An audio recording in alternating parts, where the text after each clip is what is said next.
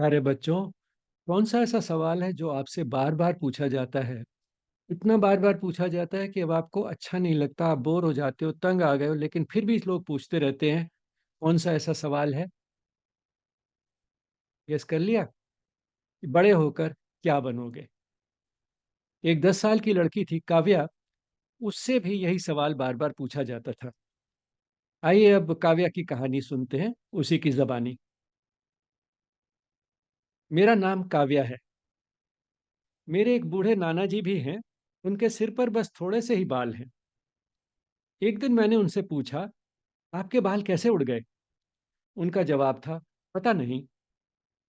एक दिन मैंने उनसे पूछा, यह कैसे हुआ कि आपके बाल सिर से तो चले गए, परंतु आपकी दाढ़ी इतनी लंबी है? उन्होंने फिर से कहा, पता नहीं। मैं अपने नाना जी से खूब सारे सवाल पूछती हूँ, पर जवाब तो उनको एक आध का ही आता है।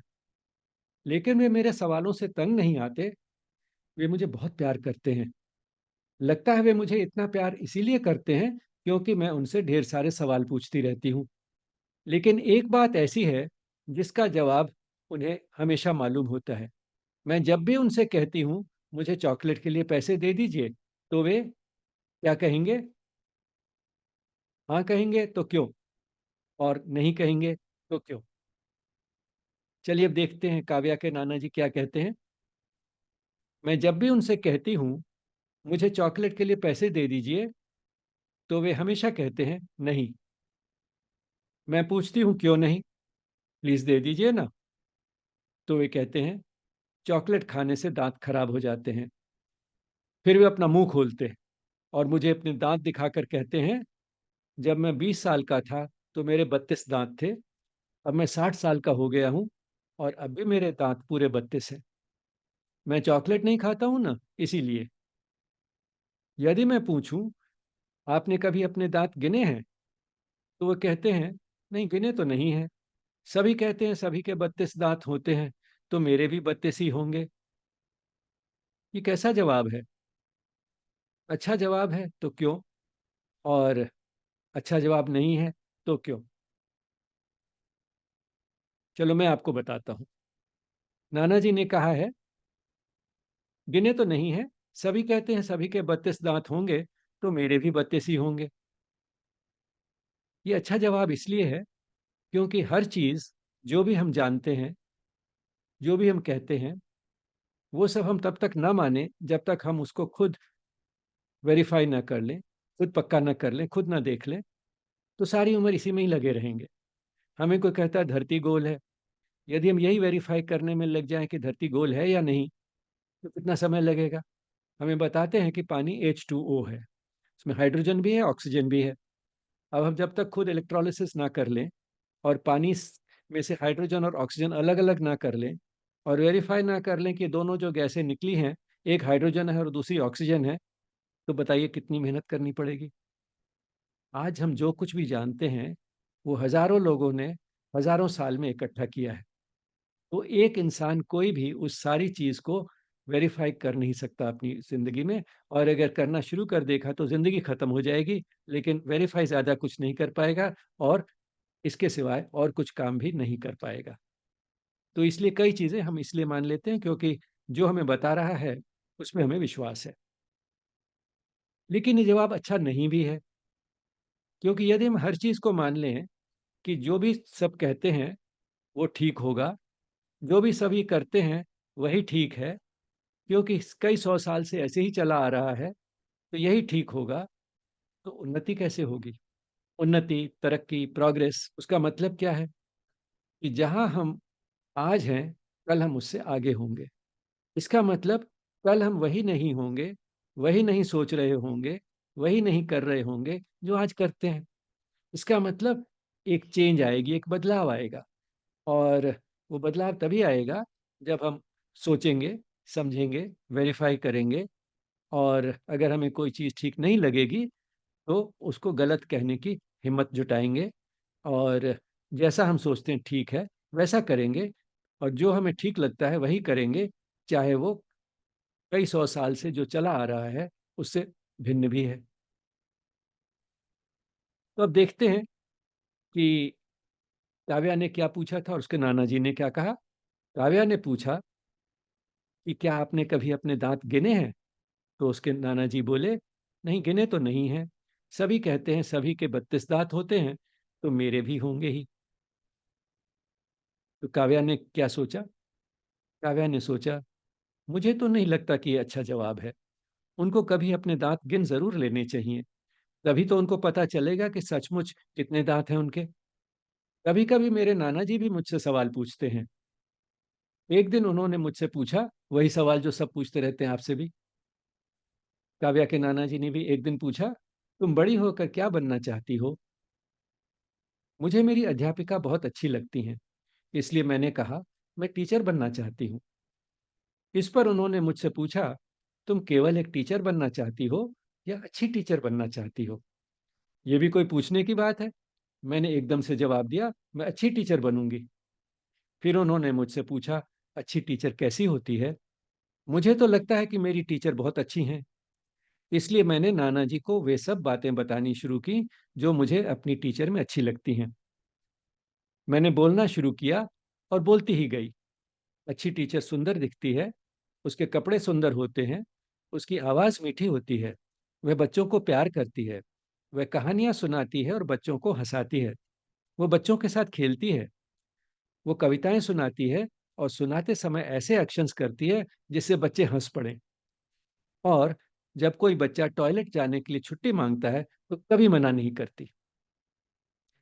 मैंने सोचा मैंने अपनी टीचर के बारे में सब कुछ बता दिया, पर मेरे नाना जी बोले, यह सब एक वाक्य में बताओ। भला इतनी सारी बातें एक वाक्य में कैसे बता सकते हैं? इसलिए मैंने उनसे कहा, मैं तो नहीं बता सकती, आप खुद ही बताइए। मैंने सोचा शायद वे खुद भी नहीं बता पाएंगे। उन्होंने कहा, अच्छी टीचर वो होती है जो टीचर होने के साथ साथ अच्छा इंसान भी होती है। मेरे नाना जी कभी कभी बहुत होशियारी की बातें करते हैं। एक दिन मैं स्कूल में खेल रही थी, खेलते खेलते मैं गिर गई और मुझे घुटने में चोट लग गई। मेरे एक मित्र ने मुझे उठाया। टीचर ने उसे कहा, तुम अच्छे बच्चे हो, अब काव्या को डिस्पेंसरी ले जाओ। डिस्पेंसरी में एक नर्स है जिसको सभी सिस्टर बुलाते हैं। सिस्टर ने मेरे आंसू पोंछे, फिर उन्होंने मुझे प्यार किया। उन्होंने घाव को साबुन वाले पानी से धोया और फिर रुई से सुखाया। उसके बाद उन्होंने घाव पर दवाई लगाई, फिर उन्होंने घाव पर पट्टी बांधी। उन्होंने ये सारा काम बहुत प्यार से किया, लेकिन फिर भी थोड़ा दर्द तो हुआ। उनको पता था कि थोड़ा सा दर्द तो होगा ही, इसलिए पट्टी करते करते वे मुझे प्यार करती रहीं और मुझसे बातें करती रहीं। सारा काम खत्म करके उन्होंने मेरे हाथ को चूमा और बोली, दर्द कम हुआ? मैंने धीरे से हाँ बोला और सिर हिलाया। तो वे बोली, देखो, चूमा हाथ को और दर्द घुटने में कम हुआ, है ना जादू? अब जादू भी देख लिया, अब तो हंसो। इस पर तो मुझे हंसी आई गई। जब मैं घर आई तो मेरा नाना जी चौंक कर बोले, क्या हुआ? मैंने उनसे सब कुछ बता दिया और फिर कहा, मैं बड़ी होकर नर्स बनूंगी। मेरे नाना जी ने कहा, तुम केवल नर्स बनोगी या अच्छी नर्स बनोगी? मैंने एकदम से कहा, मैं अच्छी नर्स बनूंगी। फिर उन्होंने मुझसे पूछा, अच्छी नर्स कैसी होती है? मैंने कहा, अच्छी नर्स नर्स होने के साथ साथ अच्छा इंसान भी होती है। मेरे नाना जी बोले, तू है तो बड़ी अकलमंद। एक दिन मैंने अपनी माँ से पूछा, मैं आजकल सोचती रहती हूँ कि बड़ी होकर क्या बनूं। आप तो काफी बड़े हो गए हो, आप क्या बने हो? वे बोली, पहले मैं एयर होस्टेस थी, अब मैं बस मम्मी हूँ। और ये कहते हुए उन्होंने मुझे गले लगा लिया। मैंने उनसे पूछा, एयर होस्टेस क्या होती है? उन्होंने कहा, एयर होस्टेस हवाई जहाज में यात्रियों को खाना परोसती है। मैंने कहा, आपने एयर होस्टेस का काम छोड़ क्यों दिया? वे बोली, एयर होस्टेस तो हो सकता है कि आज दिल्ली में हो, कल चेन्नई में और परसों कोलकाता में, बिल्कुल तुम्हारे पापा की तरह। अगर मैं भी कभी कहीं होती तो हर समय तुम्हारे पास कैसे रहती?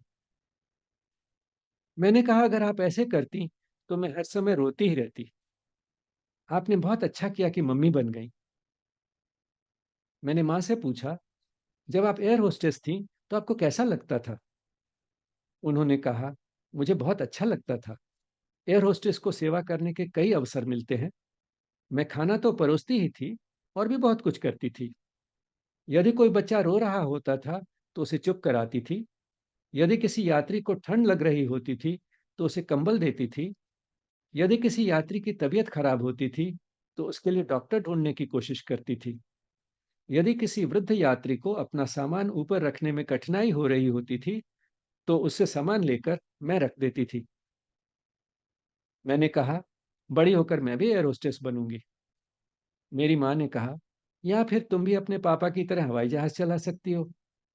मैंने पूछा, क्या लड़कियां भी जहाज चला सकती हैं? मेरी माँ ने कहा, क्यों नहीं, लड़कियां बिल्कुल लड़कों की तरह ही अच्छे से हवाई जहाज उड़ा लेती हैं। मैंने पूछा, जहाज चलाने में तो बड़े मजे आते होंगे। मैं या तो फिर एयर होस्टेस बनूंगी या हवाई जहाज चलाऊंगी। मैं नाना जी के पास गई और उनसे कहा, नानू मैं क्या करूं, कभी कुछ कहती हूँ कभी कुछ। अब मुझे लगता है कि मैं बड़ी होकर या तो एयर होस्टेस बनूंगी या फिर हवाई जहाज चलाऊंगी। वे कुछ कह पाते उससे पहले ही मैं बोलती गई, चाहे मैं एयर होस्टेस बनूं या पायलट बनूं, अच्छी एयर होस्टेस बनूंगी या अच्छी पायलट बनूंगी। और अच्छी एयर होस्टेस वह होती है जो एयर होस्टेस होने के साथ साथ अच्छी इंसान भी होती है। और अच्छी पायलट वह होती है जो पायलट होने के साथ साथ अच्छा इंसान भी होती है। यह सुनकर नाना जी बहुत खुश हुए और उन्होंने मुझे गले से लगाकर मेरे सिर को चूमा। एक बार मुझे बुखार हो गया। माँ मुझे डॉक्टर के पास ले गई। डॉक्टर ने मुझे दवाई दी। मैंने दवाई ली, पर फिर भी रात को मेरा बुखार बढ़ गया। माँ ने डॉक्टर को फ़ोन किया। डॉक्टर ने कहा कि माँ मेरे माथे पर ठंडे पानी में भिगोकर रुमाल रखें। हालांकि उस समय बहुत रात हो चुकी थी, डॉक्टर ने बहुत अच्छी तरह बात की। उन्होंने कहा, यदि बुखार कम न हो तो मुझे फिर फ़ोन करना, चाहे रात के कितने भी बजे हों।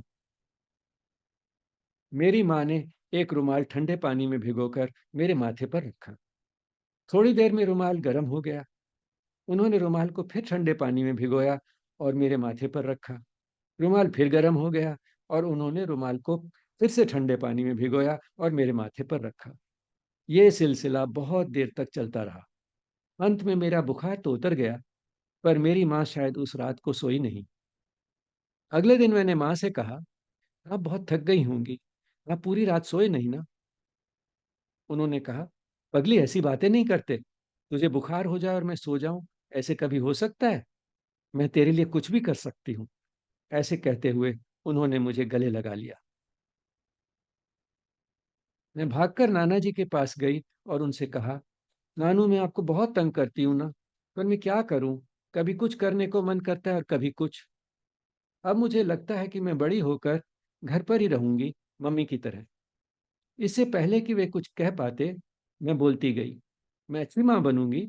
और अच्छी माँ वो होती है जो माँ होने के साथ साथ अच्छा इंसान भी होती है, एकदम मेरी माँ की तरह। मेरे नाना जी यह सुनकर बहुत खुश हुए और उन्होंने मुझे गले से लगाकर मेरे सिर को चूमा। मैंने अब पक्का फैसला कर लिया है कि मुझे अभी यह फैसला करने की ज़रूरत ही नहीं है कि मैं बड़ी होकर क्या बनूंगी। मैं क्या बनूं, उससे क्या फ़र्क पड़ता है, पर मैं अच्छी इंसान ज़रूर बनूंगी। प्यारे बच्चों, अब आपसे कोई पूछे, बड़े होकर क्या बनोगे, तो काव्या वाला जवाब तो दे ही सकते हो। मैं बड़े होकर क्या बनूं, उससे क्या फ़र्क पड़ता है, परंतु एक चीज़ पक्की है, मुझे अच्छा इंसान ज़रूर बनना है। कैसा रहेगा ये जवाब?